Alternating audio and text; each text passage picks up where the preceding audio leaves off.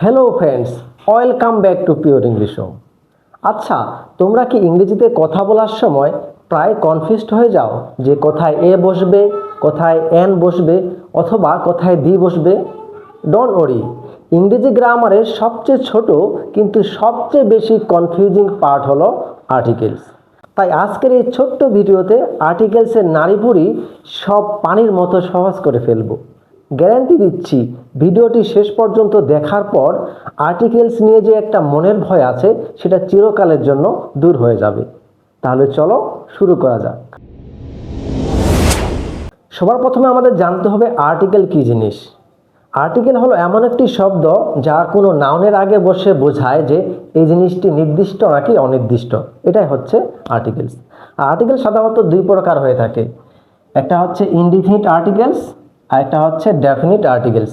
Indefinite articles হলো এ এবং N, অর্থাৎ কোনো জিনিসকে যখন নির্দিষ্ট করে বোঝায় না, জাস্ট যে কোনো একটিকে বোঝায়। কি, কোনো জিনিসকে যখন নির্দিষ্ট করে না বুঝিয়ে যে কোনো একটিকে বোঝায় তখন ইনডিফিনিট আর্টিকেলস এ এবং এন ব্যবহার করা হয়। ওকে, এরপর ডেফিনিট আর্টিকেলস। ডেফিনিট আর্টিকেলস হলো দি, এই দিকে বলা হয় ডেফিনিট আর্টিকেলস। যখন কোনো কিছুকে নির্দিষ্ট করে বোঝায় তখন আমরা ডেফিনিট আর্টিকেলস ব্যবহার করে থাকি, অর্থাৎ দি ব্যবহার করে থাকি। যেমন সেটা হতে পারে প্রাণীর ক্ষেত্রে, সেটা হতে পারে ব্যক্তির ক্ষেত্রে, সেটা হতে পারে বস্তুর ক্ষেত্রে, হোয়াট এভার। তখন আমরা কি করি, নির্দিষ্ট করে বোঝালেই আমরা ডেফিনিট আর্টিকেলস দি ব্যবহার করে থাকি। ওকে, এখন চলো আমরা মজার একটা উদাহরণ দেখি। যেমন এখানে গিভ মি এ পেন, অর্থাৎ আমাকে একটি কলম দাও। এর মানে হলো আমাকে একটি যে কোনো কলম দিলেই হবে। অর্থাৎ এখানে এই যে কলম, এটাকে নির্দিষ্ট করে বোঝাচ্ছে না, অর্থাৎ একটা যে কোনো কলম দিলেই হবে। সেটা হতে পারে নীল, সেটা হতে পারে কালো, সেটা হতে পারে লাল, এই যে কোনো কলম দিলেই চলবে। তাহলে এখানে এই যে পেন, কলমটাকে নির্দিষ্ট করে বোঝানো হচ্ছে না, যে কোনো একটি কলম। এই জন্য এটা হচ্ছে কি ইনডিফিনিট আর্টিকেলস এখানে ব্যবহার হয়েছে। ওকে, এরপরে গিভ মি দ্য পেন, অর্থাৎ আমাকে কলমটি দাও। অর্থাৎ এখানে আমাকে কলমটি দাও দ্বারা বোঝানো হয়েছে যে একটি নির্দিষ্ট কলম, আমি একটি নির্দিষ্ট কলম চাচ্ছি, অর্থাৎ আমাকে ওই কলমটা দাও, সেই কলমটা দাও। হতে পারে সেটা লাল, হতে পারে সেটা নীল, হতে পারে সেটা কালো, অর্থাৎ আমার একটা নির্দিষ্ট কলমকে আমি ইঙ্গিত করছি। এই জন্য এখানে কি ডেফিনিট আর্টিকেল দি ব্যবহার করা হয়েছে। ওকে, তাহলে এটাই হচ্ছে ডেফিনিট আর্টিকেলস এবং ইনডিফিনিট আর্টিকেলসের আসল পার্থক্য। এখন আমরা আলোচনা করব সবচেয়ে কনফিউজিং পার্ট এ এবং এন এর ব্যবহার নিয়ে, অর্থাৎ কখন এ হবে, কখন এন ব্যবহার করা হয়, এগুলো আমরা এখন দেখব। কখন এ হবে, কোনো শব্দ যখন কনসোনেন্ট দিয়ে শুরু হবে তখন এ হয়। কনসোনেন্ট কোনগুলো, সেগুলো হচ্ছে বি, সি, ডি, এফ, জি ইত্যাদি, অর্থাৎ ভাওয়েল। এই যে এ, ই, আই, ও, ইউ বাদ দিয়ে বাকি যে লেটারগুলো আছে সেগুলোই হচ্ছে কনসোনেন্ট। তো কোনো শব্দ যখন কনসোনেন্ট দিয়ে শুরু হবে তার আগে এ বসে। যেমন এ পেন, তাহলে এই যে পেন, এই যে পেন, এই শব্দটি কি দিয়ে শুরু হয়েছে, পি দিয়ে শুরু হয়েছে, এই জন্য হয়েছে এই জায়গায় এ পেন। আবার দেখো এ বুক, তাহলে এই যে বুক শব্দটি কি দিয়ে শুরু হয়েছে, বি দিয়ে শুরু হয়েছে, তাহলে বি হচ্ছে একটি কি কনসোনেন্ট লেটার, এই জন্য এ হয়েছে। ওকে, এখন আবার এন কখন হবে চলো দেখি। এন, কোনো শব্দ যখন ভাওয়েল লেটার দিয়ে শুরু হবে। ভাওয়েল কোনগুলো, এই যে এ, ই, আই, ও, ইউ, এগুলোর যে কোনো একটি দিয়ে যখন কোনো শব্দ শুরু হবে তখন তার আগে এন বসে। যেমন এন আপেল, তাহলে এই যে আপেল শব্দটি কি দিয়ে শুরু হয়েছে, এ দিয়ে শুরু হয়েছে, তাহলে এ হচ্ছে একটি ভাওয়েল, এজন্য হয়েছে এন আপেল, অর্থাৎ আপেলের আগে এ বসছে। আবার এক, এই শব্দটি কি দিয়ে শুরু হয়েছে, এই যে ই দিয়ে শুরু হয়েছে, ই একটি হচ্ছে কি ভাওয়েল, এজন্য হয়েছে কি এন এক, অর্থাৎ এগের আগে কি বসছে, এন ভাওয়েলটি বসছে। ওকে, এখন আমরা দেখব ব্যতিক্রম নিয়মগুলো। যেমন রুল নাম্বার 2, এর ক্ষেত্রে কনসোনেন্ট বাট ভাওয়েলের মতো উচ্চারণ, অর্থাৎ কোনো শব্দ যখন কনসোনেন্ট দিয়ে শুরু হবে কিন্তু উচ্চারণটা হতে হবে ভাওয়েলের মতো। যে কনসোনেন্ট লেটারটি থাকবে সেটি উচ্চারিত না হয়ে এরপরে যে ভাওয়েলটি থাকবে সেটার উচ্চারণ হবে, তখন এ না বসে এন বসবে। চলো উদাহরণ দেখি। যেমন অ্যান অনেস্ট ম্যান, তাহলে দেখো এই যে অনেস্ট, এই যে অনেস্ট শব্দটি এটি কি দিয়ে শুরু হয়েছে? এইচ দিয়ে শুরু হয়েছে। তাহলে এইচ কি একটি কনসোনেন্ট, কিন্তু এইচ এর পরে কি আছে? ও। তাহলে কি এই যে অনেস্ট উচ্চারণ করতে কি আমাদের এইচ উচ্চারণ হচ্ছে না? কি উচ্চারণ হচ্ছে?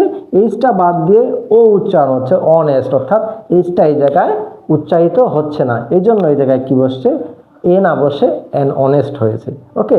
আবার এন আওয়ার, তাহলে এই যে আওয়ার শব্দটি এইচ দিয়ে শুরু হয়েছে, এইচ একটি কনসোনেন্ট, কিন্তু এইচ এখানে উচ্চারিত না হয়ে এইচ এর পরে যে একটি ভাওয়েল আছে ও, সেটি উচ্চারিত হয়েছে, এই জন্য এখানে এ না বসে এন হয়েছে, অর্থাৎ এন আওয়ার।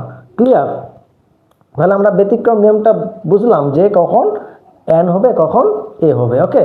এরপরে রুল নাম্বার 2, ভাওয়েল বাট উচ্চারণ ইউ বা ওয়ার মতো। কি বললাম?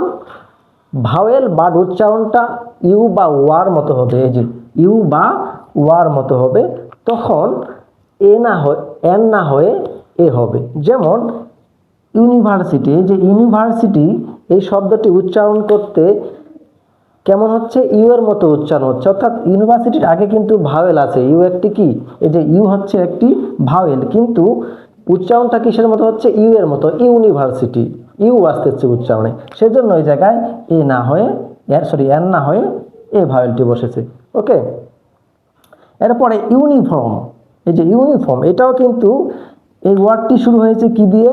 ভাওয়েল দিয়ে, কিন্তু এই যে ইউ এখানে আছে, এই যে ইউ, এটা কিন্তু ইউ এর মতো উচ্চারণ হচ্ছে। কিসের মতো?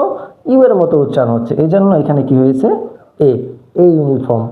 এরপরে ওয়ার উদাহরণটা দেখি। এই যে যেমন 1 টাকা নোট, তাহলে এখানে ওয়ান, এই যে ওয়ান কি দিয়ে শুরু হয়েছে? এই যে ও ভাওয়েল দিয়ে শুরু হয়েছে, ও একটি ভাওয়েল, কিন্তু এখানে উচ্চারণটা কেমন হচ্ছে? ওয়ান। তাহলে এই যে ওটা উচ্চারণ হচ্ছে কিসের মতো? ওয়ার মতো। ও ওয়ান উচ্চারণ করো তোমরা, ও ওয়ান, তাহলে ওয়ার মতো উচ্চারণ হচ্ছে, এই জন্য এখানে এন না বসে কি হবে? এ 1 টাকা নোট। বুঝতে পারছো?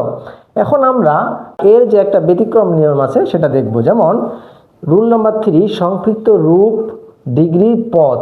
এই যে সংক্ষিপ্ত রূপ, ডিগ্রি, পদ, এগুলোর যে প্রথম অক্ষরটি থাকবে সেগুলো যদি ভাওয়েলের মতো উচ্চারণ হয় তখন তার আগে এন বসে। কি বসবে?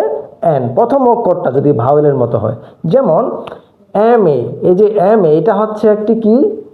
ডিগ্রির নাম। এটা হচ্ছে কি? একটা ডিগ্রির নাম, এবং এটা হচ্ছে একটা ডিগ্রির সংক্ষিপ্ত রূপ। তাহলে এখানে যে এম, এই যে এম দিয়ে শুরু হয়েছে প্রথম অক্ষর, এটা এমটা উচ্চারণ করার আগে আমাদের সবার আগে এ আসতেছে। এম কি আসতেছে?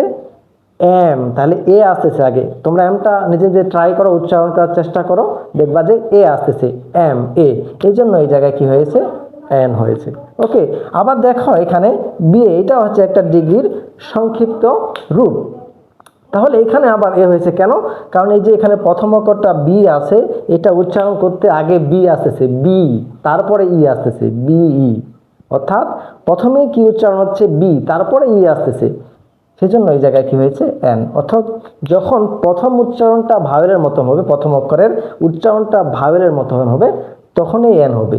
ওকে। যেমন এম, এন, এন হয়েছে। এম এ, অর্থাৎ এম উচ্চারণ করতে আগে এ আসতেছে, এই জন্য এন হয়েছে। আর বি, আগে বি আসতেছে তারপরে ভাওয়েল আসতেছে, এই জন্য এই জায়গায় এন হয়েছে। তাহলে আমরা দেখলাম এ এবং এন এর ব্যবহার, যে কখন এন হবে আর কখন এ ব্যবহার করা হবে। এখন আমরা দেখব দিয়ের ব্যবহার। কোনো কিছু নির্দিষ্ট করে বোঝাতে দিয়ের ব্যবহার করা হয়। সাধারণত শব্দের শেষে গুলো, গুলি, টা, টি এগুলো থাকলে দি ব্যবহার করা হয়। যেমন দা বার্ডস, অর্থাৎ এ দ্বারা বোঝানো হচ্ছে পাখিগুলো, তাহলে পাখিগুলোকে নির্দিষ্ট করে বোঝানো হচ্ছে। ওকে।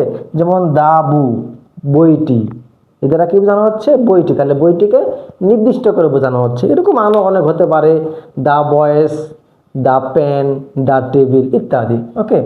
দায়ের আরও 3টি প্রধান নিয়ম আছে যেগুলো আমাদের অবশ্যই জানতে হবে। যেমন 1 নাম্বার রুলটা হচ্ছে, মহাবিশ্বে যা কিছু একটি মাত্র আছে সেসবের ক্ষেত্রে দা বা দি বসবে। ওকে। যেমন দা সান, অর্থাৎ সূর্য, তাহলে সূর্য কি এই মহাবিশ্বে একটি মাত্র আছে, এই জন্য সানের আগে কি বসছে? দা বসছে। যেমন দা আর্থ, তাহলে এই যে আর্থ, পৃথিবী, পৃথিবী এই মহাবিশ্বে কয়টি আছে? একটি, পৃথিবী নামে একটি গ্রহই আছে, এই জন্য কি পৃথিবীর আগে বা আর্থের আগে দা বসছে। এরপর দা মুন, তাহলে মুন হলো পৃথিবীর একটি উপগ্রহ, তাহলে এই যে চাঁদ কয়টি আছে আমাদের, একটি আছে, এই জন্য চাঁদের আগে বা মুনের আগে কি দা বসছে। তাহলে এরকম মহাবিশ্বে যা কিছু একটি মাত্র থাকবে সবগুলোর আগে কি বসবে, দা বসবে। এরপর আমরা দেখব রুল নাম্বার 2। কি বলেছে, নদী, সাগর, বিখ্যাত বই বা পাহাড় এগুলোর আগে দা বসে। যেমন দা পদ্মা, অর্থাৎ এই পদ্মা হচ্ছে একটা নদীর নাম, এই জন্য এর আগে কি বসছে, দা বসছে। এরপর দা হোলি কুরআন, তাহলে কুরআন হচ্ছে একটা বইয়ের নাম, একটা বিখ্যাত বইয়ের নাম, মানে আসমানি কিতাব। কুরআন একটা কি আসমানি কিতাব, বা এটা একটা হচ্ছে বিখ্যাত বই, এই জন্য এটার আগে কি হয়েছে, দা হয়েছে। এরপরে দা টাইটানিক, তাহলে টাইটানিক হচ্ছে একটা বিখ্যাত জাহাজের নাম, এই জন্য কি হয়েছে, টাইটানিকের আগে দা বসছে। ওকে, এরপরে যেটা হচ্ছে 3 নাম্বার রুল, সেটা কি, সেটা হচ্ছে যে দ্বিতীয়বার উল্লেখ করলে, কি সেটা বলছে যে দ্বিতীয়বার উল্লেখ করলে কোনো গল্পে যখন প্রথমবার কোনো কিছু উল্লেখ করা হবে তখন এ বা এন বসে, আর যখন সেটি দ্বিতীয়বার উল্লেখ করা হবে তখন দা বসে। যেমন আই সো এ বার্ড, আমি একটি পাখি দেখেছিলাম, তাহলে এখানে মনে করো এটা প্রথম লাইন, এ বা পাখিটির কথা প্রথমবার উল্লেখ করা হয়েছে, এই জন্য এই জায়গায় এ হয়েছে। তারপর দ্বিতীয়বার দেখো দ্য বার্ড ওয়াজ বিউটিফুল, অর্থাৎ পাখিটি সুন্দর ছিল, তাহলে এখানে দ্বিতীয় লাইনে এসে এই যে পাখিটি, এটা কিন্তু কি হয়ে গেছে, নির্দিষ্ট হয়ে গেছে, অর্থাৎ দ্বিতীয়বার তাকে উল্লেখ করা হয়েছে, তখন এ হয়ে এ না হয়ে তখন দি হয়েছে, কারণ এটা তখন পাখিটা নির্দিষ্ট হয়ে গেছে। এটাই হচ্ছে মূল বিষয়। ওকে, তো আমরা আর্টিকেল সম্পর্কে আজকে জানলাম। আশা করি এখন আর আর্টিকেল নিয়ে তোমাদের ভুল হবে না। ভিডিওটি ভালো লাগলে লাইক করে দাও, আর এই রকম সহজ ভাষায় ইংরেজি শিখতে আমার চ্যানেলটি সাবস্ক্রাইব করে দাও। আল্লাহ হাফেজ।